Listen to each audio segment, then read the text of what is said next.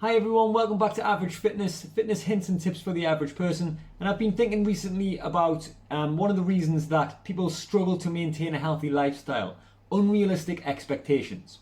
I read a quote that said, as human beings, we overestimate how much we can achieve in the short term and underestimate how much we can achieve in the long term. And I believe this 100%. That's why it's important to set up a workout routine and a diet, calorie intake routine that you can stick to, because it's simple. If you try and overcomplicate it, then you're more likely to trip up along the way and kind of fall off the wagon. Whereas if it's simple and easy to follow, you're more likely to stick to it and then create habits that will breed success in the long term. I think one big reason that we crave the short-term results is we like to see progress, we like to be able to measure progress, but also we want validation, whether that be from ourselves or from others. That's why it's important to really audit who you follow on social media. Comparing how you look or how happy your life is compared to other people that you see, whether it be people that you know or influencers or whatever, is really a bad idea. Firstly, because you never know if that person actually is as happy as they seem or actually looks the way they do, i.e. Photoshop, etc. But also, you're never actually 100% sure on how they got to where they are. Lots of people with large numbers of followers will be approached by companies to advertise certain products or services, and they'll be given those products for free, or they'll be even paid cash to kind of promote those products. This is very, very commonplace in the fitness industry, and the trouble with that is these people might never have actually used that product or that service, and that definitely won't be the only thing they're using to achieve the results that they're looking for.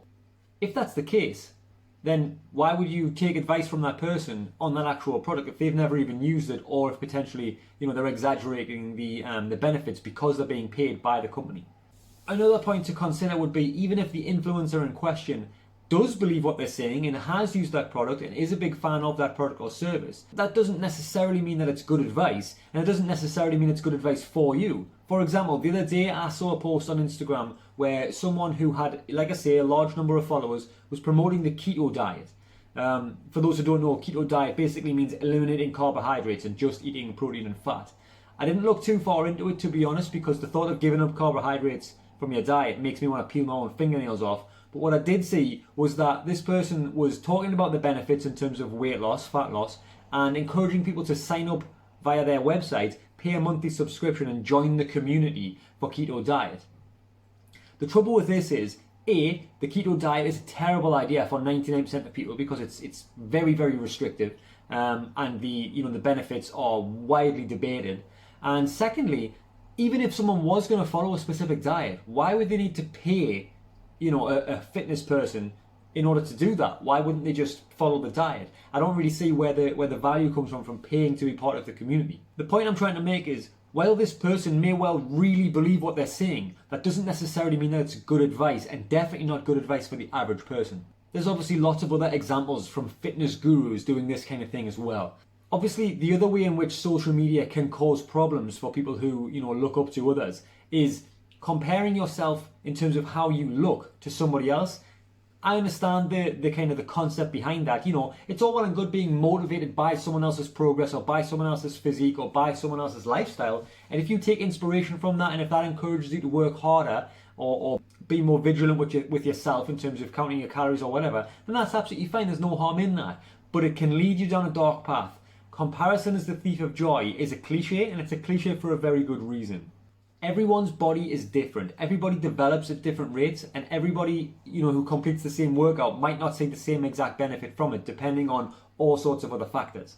By all means, if you want to follow a celebrity or a fitness influencer's workout routine, then do so. If you want to stick on a YouTube video of someone working out while you're working out because it keeps you focused, then that's great. But do not expect to get exactly the same results as that person, especially not in the short term, because like I say, there are far too many variables. What you're better off doing is sticking to your own goals, comparing yourself to how you used to look or how you'd like to look, compared to the way you do now. That's absolutely fine. But like I say, do that if it motivates you, if it helps you. If it's causing you to feel negatively about yourself, that is not a smart way to go. And finally, anybody you see on social media who is selling something, whether it be a product or a service, a diet plan or a workout routine or whatever, take what they say with a pinch of salt. I'm not saying that they're wrong. I'm not saying that that product isn't great. I'm not saying that that isn't how they got their results. But if they have a vested interest, a financial vested interest in what they're saying, then maybe just question it a little bit, maybe just look into it a little bit more. And like I say, take what they say with a pinch of salt. I'm not saying that they're wrong, I'm not saying that product isn't great, but maybe don't blindly assume that you're going to look like them if you use that product or that service. If you have any questions and you'd like to reach out, then by all means do so. But until next time, take it easy.